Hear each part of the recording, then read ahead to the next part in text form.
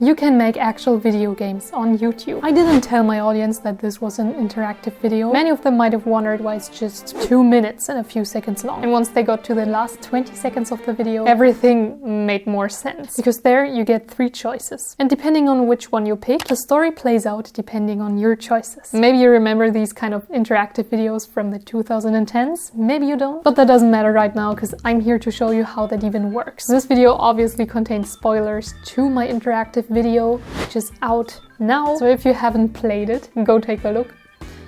Otherwise, we're gonna continue. Now here's what I did before I even started. We're basically at the stage where I just got the idea in my head, but nothing else. When I got the idea, it was October 26th. Which meant I had 5 days left until Halloween. I wanted to make it a Halloween special. So what I usually do when I have a new project in mind, I open my notes and do some brainstorming. At this point I didn't even know what it was gonna be about. I just wanted to make it interactive. So I was planning to maybe build something, and depending on your choices, I was gonna build it differently. And the second thing I noted was already PNG visual novel. I was also considering a real-time visual novel, like not pictures of me, but actual video footage, and then drawing something. Question mark. Since I wasn't ready to decide, I did some more brainstorming. How is the video even going to start? Maybe I want to start it by drawing something. Maybe I want to start it by going to work, like a day in my real life that turns into a story. And then the idea that made it, a cold open, me being in a dark room and I have to find my way out, because we want to keep it exciting. Since that is still very general and doesn't have any character to it yet, I wanted to add some, I called it Aquarine elements. Like, make it exciting, make it something that people recognize, that wears my trademark. And I thought of daggers, hot glue, the underwater city, my umbrella sword, my grimoire, and my character's manager, Sophie and Alex. And after kind of brainstorming on that, I wrote down in broad letters, cold open visual novel, escape room, because I was kind of getting a feeling for it. I think I wrote this right before going to sleep, so I just wrote down all the thoughts that I still had in my head, which was starting with hello again or something else to kind of act as a new start when you come back to the video after losing. Finding items like daggers that I can use. Oh, and this one did not make it. Hearing voices, and with every bad decision, they become louder. Interesting, but didn't make it. And also a payback for always choosing alarming things, like having to solve a riddle. Didn't really make it either. Then just generally there's a good, an evil, and kind of in-between ending, multiple game overs. And the last thing I wrote down was hiding hints in videos that are relevant later. That also didn't happen, it was a bit too simple. But yes, the idea was in my head, I went to sleep, and the next morning I did the planning.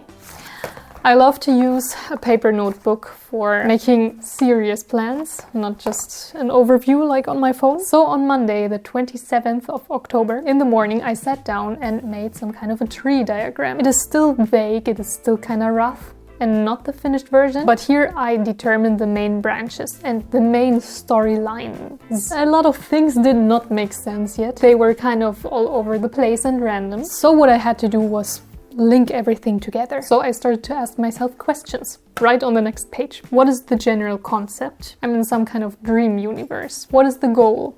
I'm trying to escape.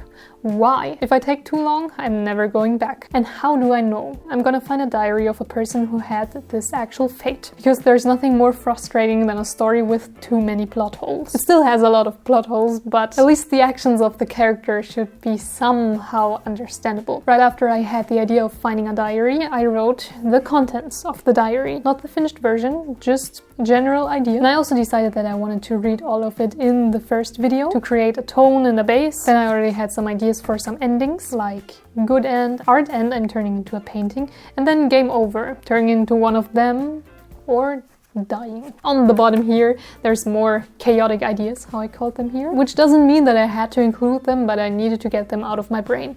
For example, hot glue floor, made it. Alchemy kettle, made it. Pictures that you can go into, made it. Draw violin and summon it, made it. And tarot cards, made it. All 5 of them actually made it. That's rare.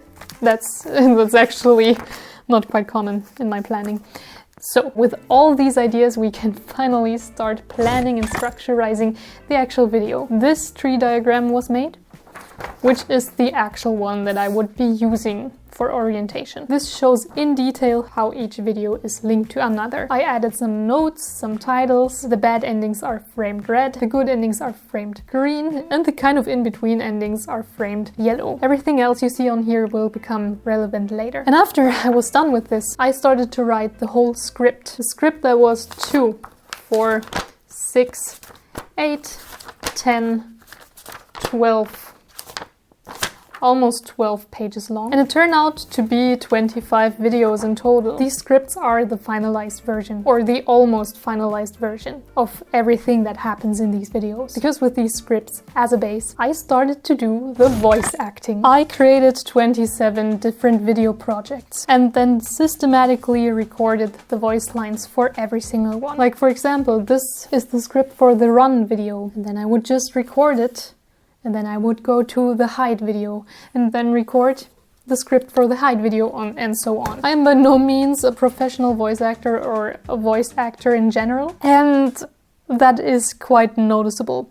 But what I and any amateur can do is to try not just to read it. Like, for example, I hope that whatever that is can't find me here. Imagine that into the actual video. And I think that's pretty obvious. I don't think I have to tell that to you. I think the most important thing generally is not to whisper. I think I did okay. I did in fact keep my voice a bit quieter than it could have been, than it should have been. But honestly, like, the walls are thin, my neighbors are right behind this wall, and me screaming, "No, please, don't go, don't leave us behind," might be a bit alarming to some people, in a crying voice especially. And yeah, not every take was good, so I did some basic editing and just cut out the lines that were mistakes. But I did not do any heavy editing yet, because to time the voice lines at the right times, I first needed the visuals. And that's where I left the unedited but prepared voice lines and took care of the visuals. One of my favorite parts, because I am an artist.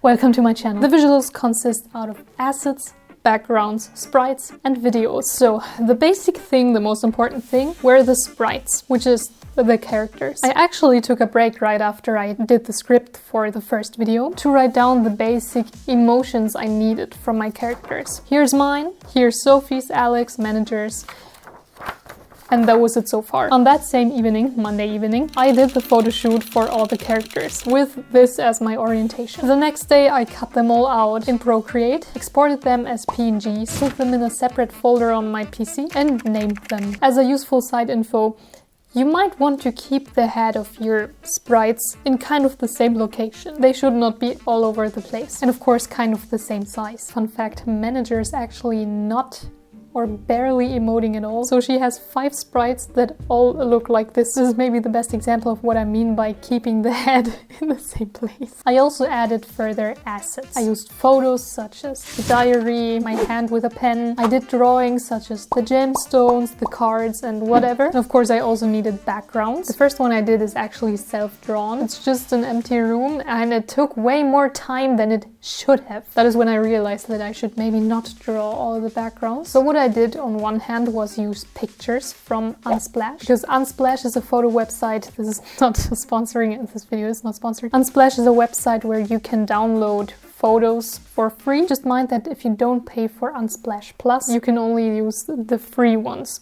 obviously. And the other thing I did was building the rooms in a 3D software. Not any professional one, to be transparent. The exact app I used is called Home Design 3D Gold Edition. The Gold Edition is the one that has everything, and I actually bought it for money. It was a one-time purchase years ago. Just like the name suggests, you can build homes. You have furniture, you have shapes that you can transform however you like, and it took quite a lot of work from my shoulders. I still had to build all the rooms myself, which took quite some time, but not as much time as it would have taken if I had drawn it. I think that was a grammatically wrong sentence, but I could be wrong. However, the app has its limits, and for example, adding colored light sources is not something you can do, but I simply took screenshots and did some editing on them in Procreate. That was all it took. The last category of my visuals is videos, and those are actual videos of me that only appear in the good endings, and that's it. Yeah. With all the visuals prepared, I was able to edit. The editing always takes longest. This time it was manageable, but it still took quite a lot of time. First of all, how did I navigate 25 25 videos? Well, in Final Cut Pro you can switch between projects with these little arrows on the timeline, and that's what I did most of the time. When I had a video that was similar to the next video, I kind of switched more between them. I did quite a lot of switching between videos. And you could technically avoid that by completing one after another, but that might even be a slower process than doing one step for all the videos at once. You have to try it out yourself. It was just the way it worked for me. Now, the important thing I almost missed was you have to have enough time for the end screen. As you might know, the end screen on YouTube is maximum 20 seconds long. But what if the whole video is only a few seconds long? Well, that could be a problem, because the video length before the last 20 seconds should be 20 seconds. Which means, for example, if your video is 25 seconds long, the end screen is going to be 5 seconds maximum. And that's not what I wanted, because I wanted the people to have a long end screen. So keep in mind, minimum 20 seconds video and then 20 seconds end screen. Now, the choice of style for my videos was a video game, a visual novel to be exact, which meant I have text boxes, I have PNGs that are still images, and I have really simple animations that do not break the style, and they were also time efficient. All of that was done on purpose to make it look more like a video game. And one of the most important elements in this process was the comic filter that made everything look a bit more retro and video game-like, maybe even horror game-like. I applied it to everything. The characters, the assets, the backgrounds. While I was editing it, when I played around with the controls a little, I noticed that it kind of looked like generative AI. And what do people, including me, do if they see a video that looks AI generated? They close it or they scroll, because most AI generated videos are trash without a soul. So I clarified it in the caption and paid attention to not make it look like AI. At least not too much like AI. Okay, now let me summarize what we have already. We have backgrounds, voice lines, animations. We have text, which took a long time. I haven't even mentioned the text, but yeah. Yeah, the text took a long time. Basically everything you need to understand what's going on. And now we're at the stage that I call making it pretty, the fine cut. In the fine cut, I did small effects like the cards turning, my hand moving to sketch on the paper, and more color grading to make the characters fit into the environment, and everything else to make it visually appealing. But one of the most important elements was not yet refined, which is the audio. The visuals can be as stunning as you like, but if the audio is not good, that downgrades the entire project. That might be a personal opinion, but that's also just a fact. That should not be taken out of context. And I think it's a fact that I can safely just state without having a proper source, because you also notice it as a viewer. First of all, I fit all the voices to the environment. Like, for example, the potion brewing room. It's out of bricks. There should be some kind of reverb. Speaking of the potion brewing room, adding an ambient sound was also kind of important, because the potion is cooking in the background. So I added bubbles to make it sound like it is actually cooking. I thought I would actually add a lot more music, to be honest, but I barely added any. It didn't fit the story, to be honest. What I did add was quite a lot of sound effects. For example, the pickaxe, the sketching, dropping gems into the potion, flipping cards, the piano falling down. I have a subscription to Artlist, again, not sponsored, so I have the license to use all the music and sound effects that are on the website. I did add some sound effects myself, such as the violin playing, the guitar playing, and the ocarinas, all instruments I can play, and I added them myself. But I also did all the shadow voices. That's my voice, just distorted. All I did was basically... and then you just distort it and it sounds like... easy. That's all you have to know about the video editing process. If you still have open questions, feel free to ask in the comments. I will try to answer them as best as I can. Now let's go to the part that most of you were probably waiting for. How do you link these videos? How do you make it work? It's pretty easy, actually. For your own sanity, please make a chart. If you don't have a chart, it's not going to be easy. So, uploading it to YouTube. Let's talk a bit about coordination. These red triangles were just kind of a tracking thing I did to see the state the videos were in. What you're gonna do is upload every single video as unlisted, which means it is not private, but people do not see it. People can only see it if you give them the link. They will not be notified, they will not know that you uploaded anything. And that's exactly how it works. We'll get to it right away. Keep in mind that people will see the thumbnail and the title if they are given a decision at the end of the video. So even if some of the videos on here are called right ingredient, okay ingredient, and wrong ingredient, people should not know yet. So I called it yellow crystal, green crystal, and sparkling crystal. Should be pretty obvious to everyone, but it is a mistake that could happen if you are in the creation process. Yes, the thumbnail should also reflect that. Simple and clear to let people know what they are choosing. Now, how do you connect the videos? It is incredibly simple. If you upload a video to YouTube, you are given the option to create an end screen. And there you can place videos. The maximum number of videos that fit on the screen are 4, and the longest they can be shown is 20 seconds. So, as an example, at the end of the office video, I'm given the choice to draw one of 4 instruments. So the videos piano, ocarina, guitar, and violin have to be already uploaded. If they are, I can go to the office video, select the end screen option, and then place all of them on there. Save the video, and it's done. The special thing I did once you reach the end, like the end of a storyline, was to let people try again, or if it's bad ending, let them go a step back. And there was a problem. I realized that while uploading, and if you're here and you want to go back, you can go to this video. But if you're here, you could have come from this video or from this one. So if you came from the guitar video, go to this one and you want to take a step back, but the ocarina video is linked, it doesn't make sense. So I could have just left the right side empty, but I decided to instead link 2 steps before the ending. But that was just an addition that is not necessarily needed. You don't even need to do that. So all of the videos are uploaded, including the start video. And this is the one that people are going to see once you make it public. So you need a thumbnail that is attractive to viewers. You need a title, just like you do with any other normal video. If you're done with that, go watch the video and try it out. Try out if it works. Try out if you have linked all the videos to the videos they should be linked to. And once that is done, you can make the first video public, just this one. The others are going to stay unlisted. They are on your channel, but they're hidden from people, which is exactly what you want. And just like with any other video, you can schedule it, but you can also post it right away. The whole project took me 43 hours and 10 minutes. I tracked the time. I started on October 27th and finished it on November 1st. And this was my entire process. It could have been less.